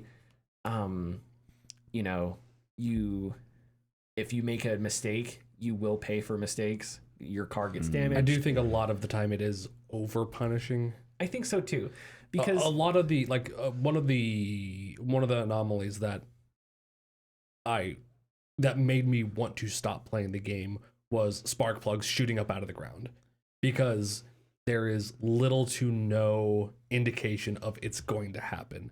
But when you do get the notification that it's happening, it is too late to do anything about it. in my experience with spark plugs, they always cropped up around those piles of cars, and the piles of cars were distinct. So if you knew to look for it wasn't like there's tons of piles of cars in the game and one specific pile has spark plugs. It was like a specific pile, like an asset that you would see, which would give you a hint. I didn't pick up on that then. So the spark plugs weren't an issue for me because I did learn how to get past it. But for me, it was just how much maintenance you had to do on your car. After a while, it just sort of dissuaded me from exploring and like engaging with the mystery, because your car would get so beat up and you have to spend so many resources repairing it. And also, if a part breaks, say you have there's doors, your hood and everything. Say you have all the doors are like a really high level armor, right? And all your doors break. Well, you don't generate that armor back. You have to build a whole new one, right? Or you have to repair it so you can maintain things, and which is fine. But I just think maybe the game needs, I don't know, maybe if there was like way state, there were places where you could heal your car, but you'd have to find them in the zones, and there would be anomalies around trying to kill you. So maybe if there was like way stations that you could get to as you were planning your drive and stuff like that. But I did feel it was a little more punishing than it needed to be. It was overtaxing. And you weren't able to explore some of the stuff that I wanted to explore. That said, I sound like I dislike the game. It was still a phenomenal game that I had a ton of fun with. There were these storms that would come across the zone, and I had so much fun preparing for the storm. I don't know why, but it was like you'd see the storm on your map coming toward you. So I would park up against like a building, and I'd shut off my engine or I'd like hold the brakes or whatever, and the storm would pass by. It really was like in a boat. I would batten the hatches and all the grass would start going, and I'd see the wind trails in the air, and then it'd get insane, and I'd be sitting in my car, it turned off, trying to sit against the building so that the wind is pushing me against the building so it doesn't pick up my car. Being able to prepare like that is really satisfying, because the game doesn't tell you to do that. That's just something that was like I learned on my own, and that's awesome. Or if you try and drive through a storm, it's really intense, because then it's like you're trying to steer a boat through wind and waves, which is awesome. So then the story is also really interesting as well. It's about these people who are studying the zone and their relationships. It's about loss, which everything's about loss, but everything that's about loss is good. It's always loss. Yeah. And but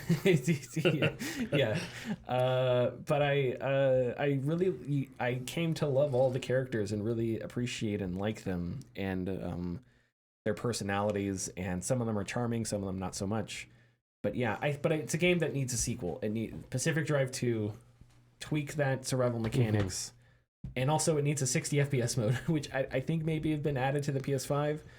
But man, playing that game and then going to my PC to play something, it was like my eyeballs were, I don't know, it's like I had to like readjust my eyeballs, because playing that game at 30 FPS was like, okay, I can get used to this. And then as soon as I would look at my monitor for something, I'd be like, oh my god, is this the best game ever? I'd be playing like, Balatro. Look at the frames on this baby, because it just looks so much better. And that may have been a limitation for them. I don't know. It may have been an artistic choice. I'm not sure. But yeah. So the other thing was like your tools would break eventually, so you have to build new tools. So it's like, and then there was like the diagnostic tool in the garage that you would have to like figure out like what action was causing something else to happen. Yeah, that didn't bother me too much, but I can understand why some people weren't huge fans of it. And again, I sound like I don't like the game. It's just I loved the game, and I just want a sequel, because everything I disliked about it, I feel like if they've took a different approach to it, it could be like one of the coolest fucking. And I would recommend anyone play it. 2 Pacific, 2 Drive. Yes, there you go. 2 Fast, 2 Pacific, 2 Drive. Okay, what else we got here? Atlantic Drive. So let's talk.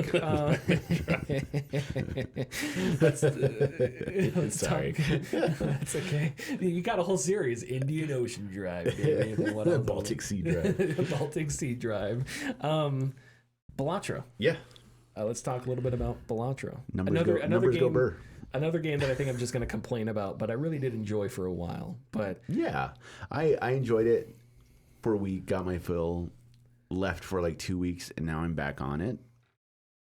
And it is one of the more perfect time wasters. Fulfilling time wasters. And I think that has to do in part with its pretty excellent cloud save feature. I don't know if you've had to experience that yet. I'm playing it on Android. Okay. So I'm playing it on my phone. But when I need to like stop immediately, I just close it out, and then when I restart it again, it's like, yeah, you were right here, here's your hand, and it's like, oh great, awesome. Yeah, I think the worst thing I could say about Balatro is just it is a game where you just, here's your goal, just meet it, and that's what you do. Sure, the fun comes from trying different like builds of your jokers and your cards, but you know, there are obvious ways to go about some of those things, and there are not so obvious ways to go about those things. And like right now, one of my favorite combinations I like to do is a Joker card called the Highwayman, who any card you play, he will add 5 points to it. So if you play a 2 of spades, he'll add 5 to that. So next time you play it, it'll be 7 instead of 2. And then he'll add 5 to that again. So then it'll be 13 instead of oh wow, okay. 2. So he keeps doing it. And so what I would like to do is I'll use him, and I'll use, I forgot what it's called. Not Fool. But he basically lets you 2 3s, 4s, and 5s. He'll run them again. So he'll count them double. Oh, okay. So I'll use Highwayman to just do those, and I'll constantly do straights or pairs of those numbers. And so it just doubles up on it. So eventually like a 2 will end up becoming like 50 some points instead of 2 points. And then so I'll do stuff like that, which is fine. And then you can run yourself into a corner. I thought I had a really good build at one point. Yeah. Sorry, hold on. I'm remembering it. PTSD. Yeah. And there's a Joker card that makes all of your cards act as if they were face cards. So jacks, queens, kings. Yep. And I was like, I'm set. Like, let's go. Like, I'm good. And then one of the boss blinds was like, yeah, all face cards are fuck you. It's like your entire deck was useless. Yes, entire deck is useless. If I threw away that card. But if I threw away that card, there's no way I would reach the blind. So you're done. So I was like, well, just like that. Yeah, just like that. So so it is very fun to figure those things out. It is very frustrating when you get something like that. But I had already beat it at that point, so it's not like I can really get mad. It was just like, well, that was fun while it lasted. Yeah. Quite addictive to those who let it be, but easy enough that when you're done with it, you can just be like, that was fun. Put it away. Yeah, I had a lot of fun with Balatro too. When you finally get the hand that is scoring like 1,000,000 points, it's like you reach nirvana.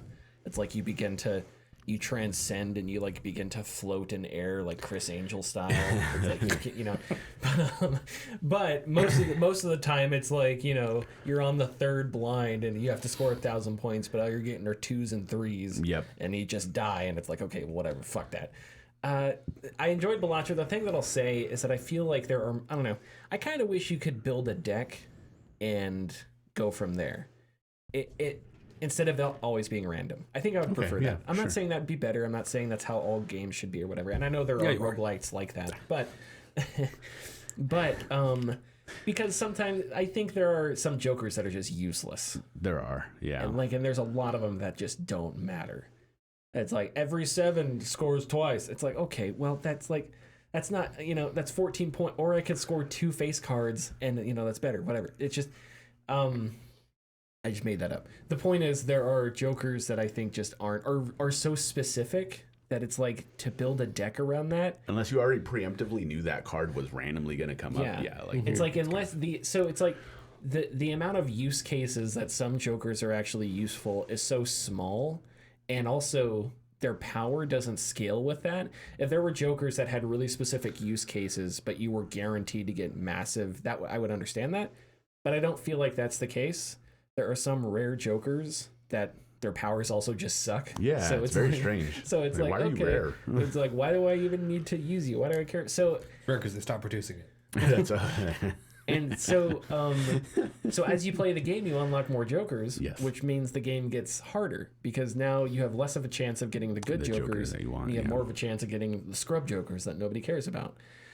So that would be I don't think there's a way to like disable Jokers or anything. So that would be kind of my thing I don't like. I won't argue the game is bad objectively or anything. It's just, I don't know. I just kind of wish I could get rid of some of these Jokers and never see it again for the rest of my life. But that's just me.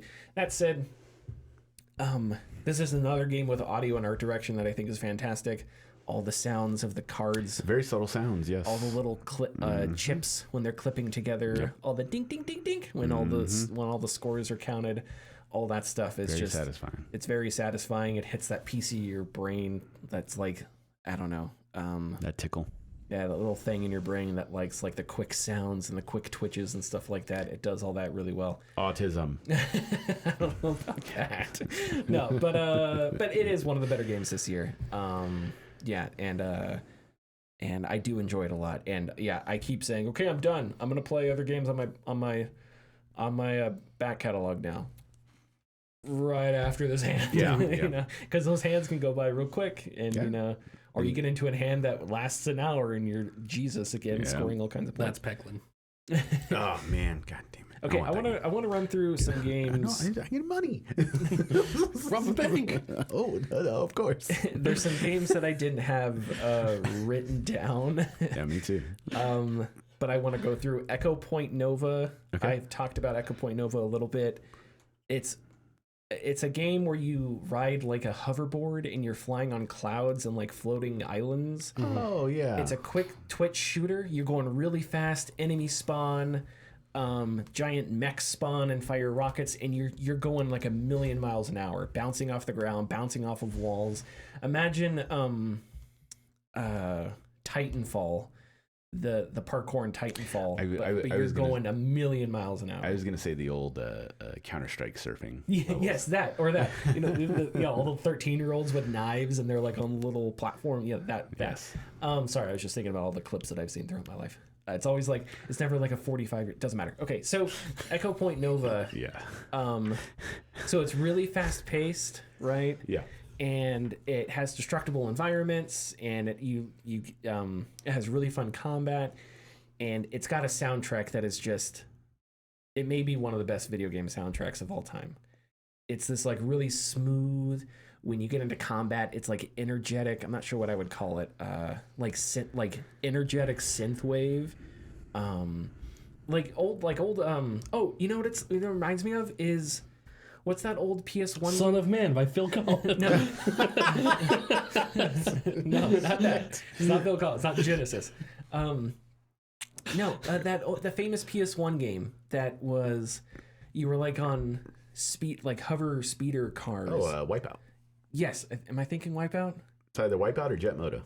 But it's like that industrial, like techno club music. Yeah. It's kind of like that, but it's a little softer. That's also every PS1 game, but yeah. Jungle music. Yeah. Jungle. But when combat... It's drum and bass. When combat ends, it becomes really... God damn it. Stop fucking talking. I'm trying to get through this. We got like 10 more games. Okay, no. Yeah, more games. When combat ends, it becomes really smooth and calm and sort of floaty. Which makes sense because you're in the, you're in the low sky. Gravity sky. Yeah. Yeah. So the soundtrack is just, I can't get over how good the soundtrack is. And then the boss fights are fucking awesome. Because the boss fights are against these giant flying like weapon platform airships, and they're going really fast around giant islands that are flat. And basically what you do is you pick up speed and you get as fast as these giant gunships are going, and they're firing giant like orbs and bullets at you. Mm-hmm. You're going 1,000,000 miles an hour trying to catch up with them, firing back. You can land on them and sort of walk around like because they're like battleships and shoot guys on them and take stuff out, or you can sort of bounce around on the island and keep up pace with it. And it's like, it's so fucking cool because you're just flying alongside this thing. It's like, it's Lucio. You're hitting space, going fast, shooting back. But if you slow down or if you get shot or something, then it'll go way forward and you have to pick up speed again. So like that speed is real. It's not artificial. Yeah. You're really going that fast and really. So that's actually a better way of explaining this game. Imagine if Lucio, but it's a shooter. and that's kind of how the game plays. And you go a lot faster and you bounce off more things. I can't recommend it enough. You can also find hats, which is fun. Oh, yeah. Which is always fun. Speaking of hats, Little Kitty Big City, Xbox Game Pass. I finished that just today. Really cute, really endearing game about a little kitty in a big city. Falls off their window, has to explore the big city and find their way back. And it's very fun. It's very endearing. The writing is absolutely fucking hilarious and made me laugh a couple times. It's just a little slice of life game where you meet other animals and they're doing random funny things. There's a chameleon who thinks that they can turn invisible. So the chameleon's like, you gotta find me, I'm gonna turn invisible. But the chameleon just sort of turns into the color of the thing it's on. It's clearly not invisible. So the cat's like, oh, I see you. And the chameleon's always like, how the hell do you see me? Like, and the chameleon thinks of itself as a magician. So it has a little magician top hat on, which is cute. That's rad. There's a crow you find that wants you to bring it shinies, which are like little like coins, keys, whatever things you find, laying around. And those little like what are they? Like machines you put a quarter into, you get a little toy out of a plastic orb. Yeah. They're all over the place. But the crow gives you hats that way. You have to give him shinies and you don't buy the hats from the crow. The crow explains that it's a service he provides where he will go and get you one of the hats from the machines in return for your shinies, but you're not buying the hat directly. So the crow explains like he's basically Jeff Bezos. Like, oh no, I'm not making these things that I'm selling. I'm just sort of the gatekeeper to the storefront. It's very funny. But yeah, Little Kitty Big. It's like 3-4 hours. Check it out. Endearing, fun, and a nice. That one is jazz. A nice like lazy jazz soundtrack that goes with being a lazy funny cat, which is fun. Want to be bluegrass? Yeah, right. Just screamo the whole time. I'm gonna run through a few more here before we get to like the big ones. Dread Delusion it came out of early access this year. It's like I saw some people don't like that people compare it to Morrowind. I'm just going to compare it to Morrowind because it's the easiest thing. The combat isn't super great, but the writing is phenomenal. The world is phenomenal. The art direction is out of the world good. The world is really psychedelic, and it's got like neon colors and giant mushrooms. There's lots of drug use in the game, but you see all kinds of cool things in the distance. It reminds me of the Elden Ring. You see a dragon in the distance, a castle way off in the distance. Many of the monsters just have really creepy, cool designs. You find interesting ruins and stuff like that. And the writing is so good. All quests make you think. The main conflict in the game are between two groups. There's one group, there's like cults that worship gods. And then there's the winning side, the more powerful side that wants to kill gods and take them out of the universe. And the gods in Dread Delusion are not like omnipotent. They're more sort of forces of nature, sort of the older like mythical style of gods. So neither side is like correct because there are gods that are like plague gods, but what they do is they balance life and death. Okay. So it's like they will bring crops to a village, but they're gonna start a disease that kills people in the village to like balance things out. Yeah, everything has a price. Yeah. So that's what those gods do. And those gods are not malicious. They're just forces of nature. And then the other side, I forget what the other side is. They're like kind of fascisty or whatever, but they want to kill these gods. So it's like they round up the cultists, they kill them, and they're like, no, we don't want, because these gods, we don't want to have, we don't want to deal with their like, good and bad. We're just going to take these gods out and we'll be masters of our own universe kind of thing. But the way they go about it is really like that turns into a police state, and they're constantly like arresting people and trying to they create an air of like suspicion.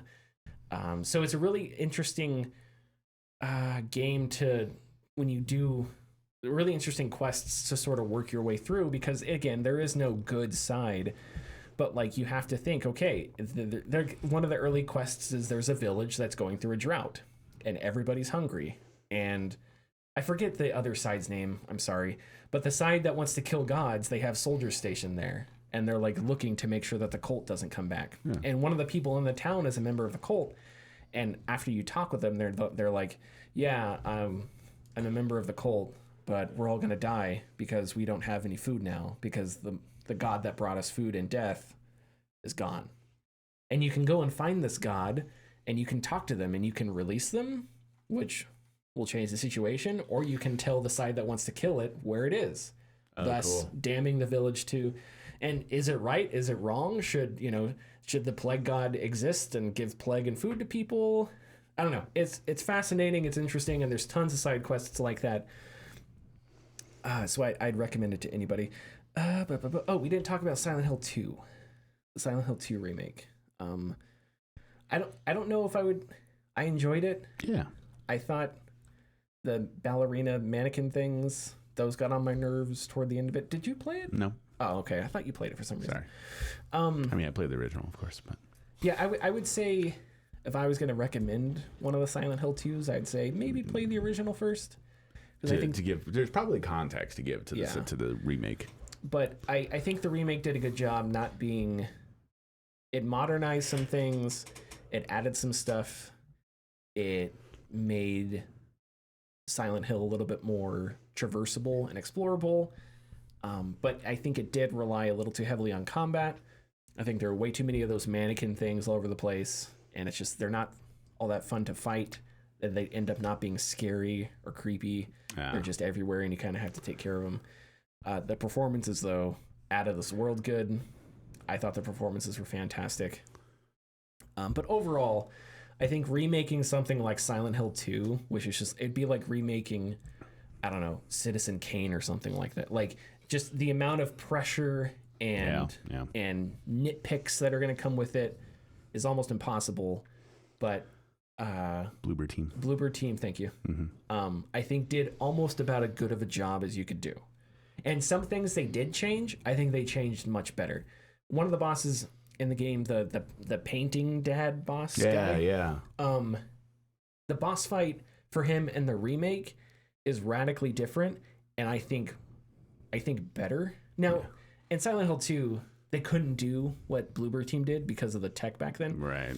But in this one, it's much more upfront with the themes, and it's much more terrifying. Oh. And it's both a boss fight and sort of a narrative section. Cool. So I think it's something you would like a lot. It actually is reminiscent of a part in Control that I know you like a lot. Okay, all right. So I won't say more than that. I was going to say something. Evil Within 2. Evil Within 2 has a boss fight that's kind of like okay. that. I need to play those games. But anyway, I'll say that about Silent Hill 2. I think it's more good than bad, and for the amount of pressure that was on them, I think they did about as good a job as anyone else. One of the forgotten games this year, Animal Well. Mm-hmm. I think Animal Well came out, got tons of praise, and then come award season, it kind of disappeared again. But Animal Well, I loved it. The level design was fantastic. Again, the art direction, it's probably the most scared I've ever been of like pixel graphics. Mm-hmm. Did you guys play through Animal Well all the way through? No, I still haven't got to it. So it's a fantastic platformer with really difficult, like not difficult, but really precise jumping puzzles. Yeah, I love those. And it's also kind of forgiving. If you mess up some of these jumping puzzles, you don't have to go too far to get back to them again. It has, I want to say like, there are other Metroidvanias that do this too, where like you unlock spawn points, kind of like Dark Souls. Yeah.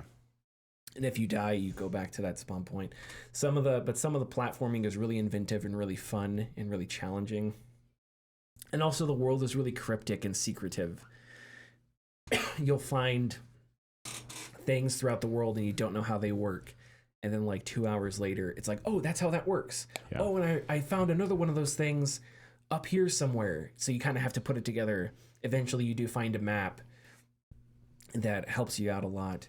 But it, I don't know, it's like creepy because you're in this, it feels like there's something the animals know, that they're a part of some kind of culture, some kind of religion, but you don't know your place in it, you don't know the significance of it, and the ambience is very like cavey and again cryptic and creepy, and that contrasts with your character because you're this like cute little orange ball, just sort of hopping around. But I think that's one of the best games this year. That's a game that I absolutely loved, and yeah, it reminds me, the jumping, I don't know if it reminds me of anything specifically, but for some reason it brought to my mind Celeste, even though Celeste is kind of different.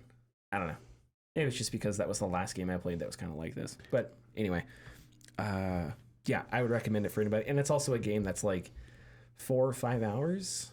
If you follow guides, it'll be shorter. If you don't follow guides, it may be longer because it's not going to tell you much. It just lets you off the leash. But yeah, if you follow guides, it'll go faster. Okay, I've been talking a lot. So Richard, why don't you talk about Astro Bot for a little bit? And I'll back you up. Astro Bot is, well, we've already talked about it several times. My game of the year, if we're going to go by labels like that. But definitely think it's the best game that came out this year. Extremely well-crafted levels and gameplay. And most of them didn't overstay their welcome. As far as like abilities, ways you have to go through levels. But some of those powers I wish did stay a little longer. I wish there were more levels where you turn into a tiny little mouse and and go through. But but it was very exciting to get some of those back. If you haven't revisited Astro Bot, there's a Christmas level or festival level where it's really fun. It is very fun, and all of the levels are available, or all the abilities are available in that one level.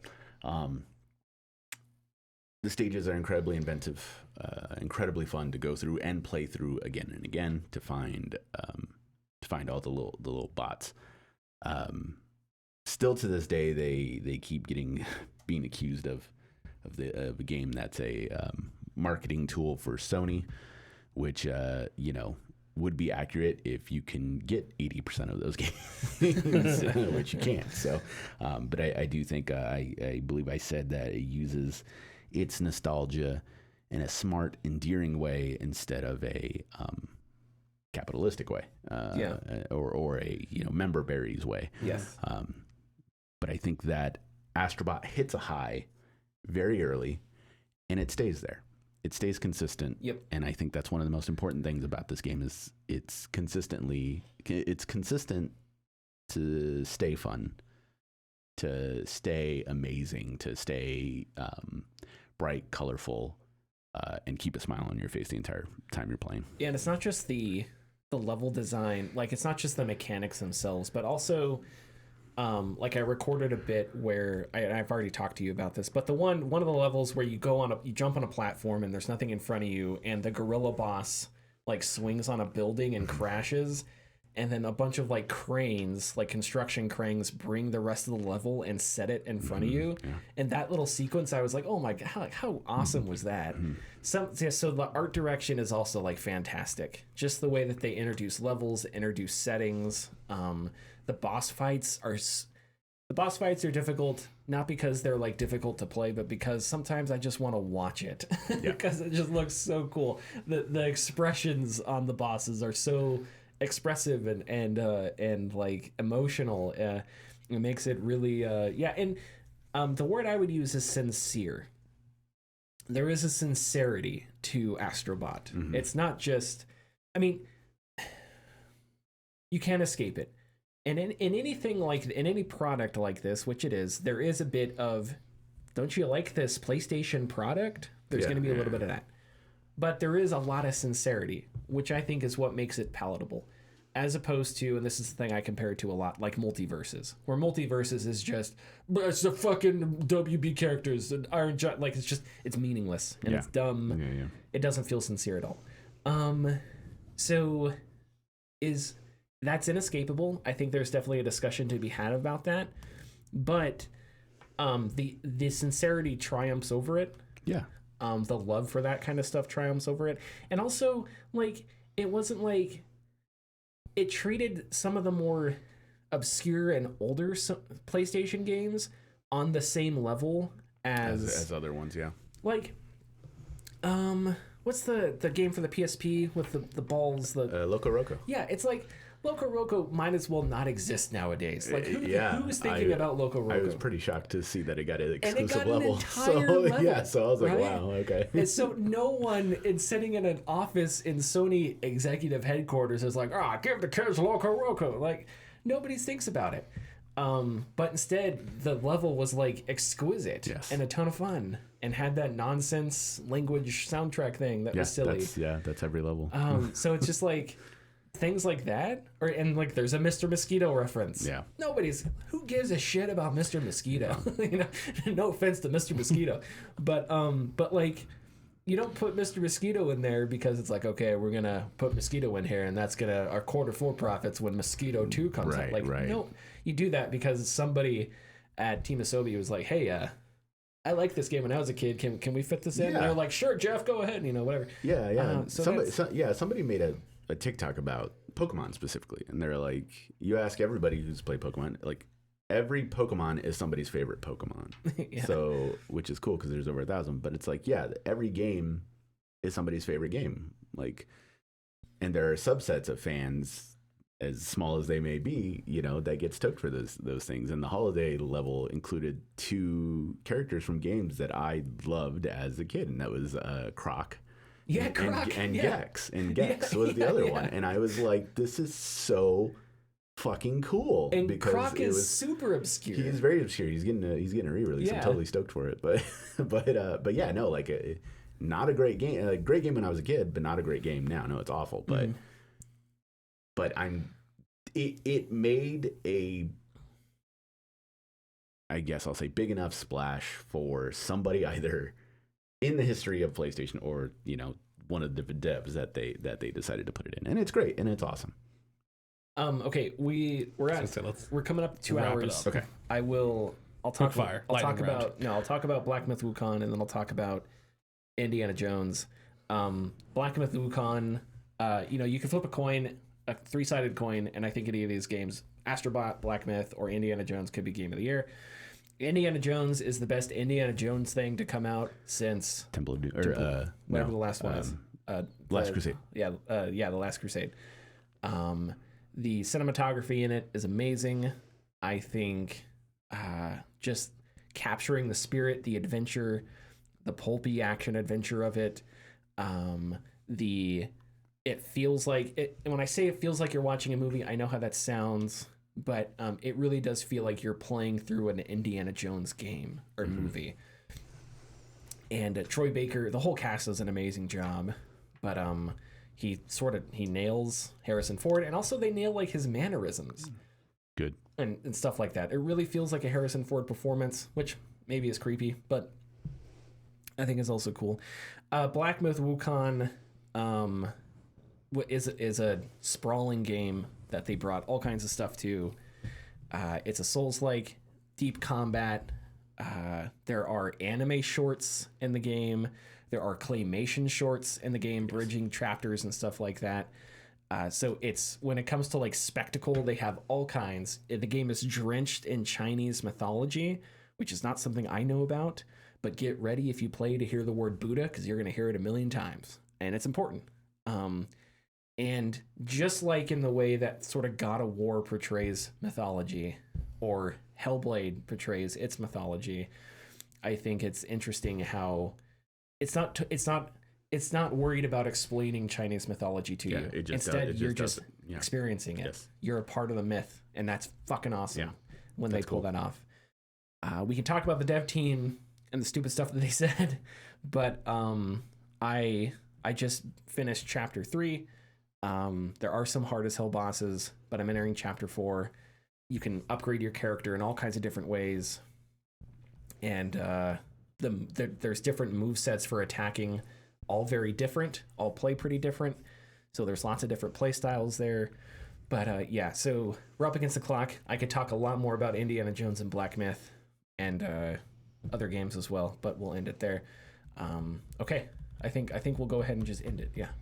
Okay. Unless there's anything else.